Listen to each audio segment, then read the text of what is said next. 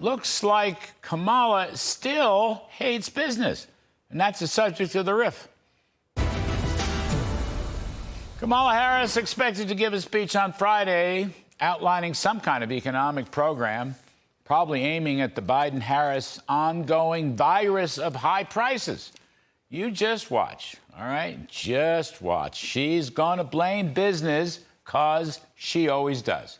Earlier in the Biden-Harris administration, when prices started skyrocketing, they immediately blamed businesses for price gouging, something called excess profits and another thing called corporate greed. Then, of course, they told us the problem would be transitory. Well, they were wrong on all counts. So they formed a task force. They had the Justice Department, the Federal Trade Commission, the Agriculture Department, the Energy Department, and all kinds of other agencies, and came up with nothing. There was no proof that food businesses were price gouging or neighborhood gasoline pumps sneaking in excess prices and profits or anything. No proof, nothing, nada. Not the oil companies, not the poultry companies, nobody. Then they started blaming junk fees, which may be a nuisance but have nothing to do with inflation.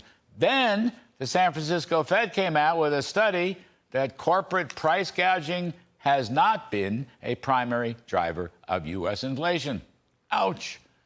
But I virtually guarantee you Kamala's going to try and make that price gouging case one more time, because even with her recent flip-flopping on all of her left liberal progressive positions, she still today does not like business, full stop. Government is never wrong in her book. It's always businesses that's wrong. So here's something to consider. Even today, the level of consumer prices is up over 20% during the 42-month term of Biden-Harris. That includes a 22% hike in grocery prices, 22% increase in rents, a 32% rise in electricity, and a 50% rise in gasoline. Or, in July alone, the price of fresh fruits and melons jumped 10%, beef prices up 8%, coffee prices over 3%, and real weekly earnings for typical middle-income families down 4% because prices have increased more than paychecks. So, the long tail of inflation continues to plague middle America. Meanwhile, the budget deficit for fiscal year 24 is expected to hit just south of $2 trillion. That is nearly 7% of GDP.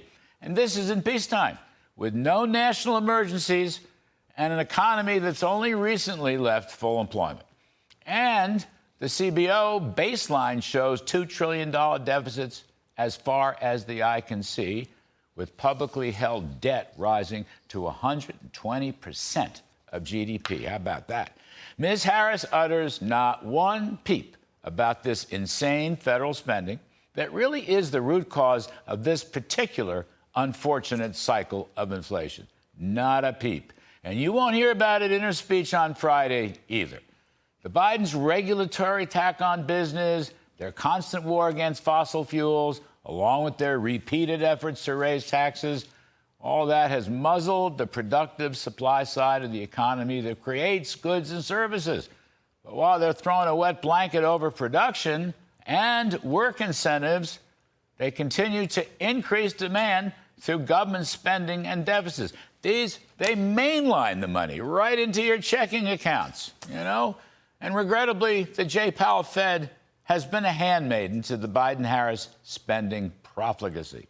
Too much money chasing too few goods breeds more inflation. So, the year-to-year CPI has slowed to 2.9% for all items, excluding food and energy, 3.2%. But that disinflation will not last long as Democrats continue their free spending and borrowing ways. American business didn't force higher government spending or borrowing or regulating or taxing. Those mistakes came from government action. And unless that government action is curbed, inflation is likely to flare up again, especially if the wrong crowd is reelected to the White House. Get my drift? And that's the riff for tonight.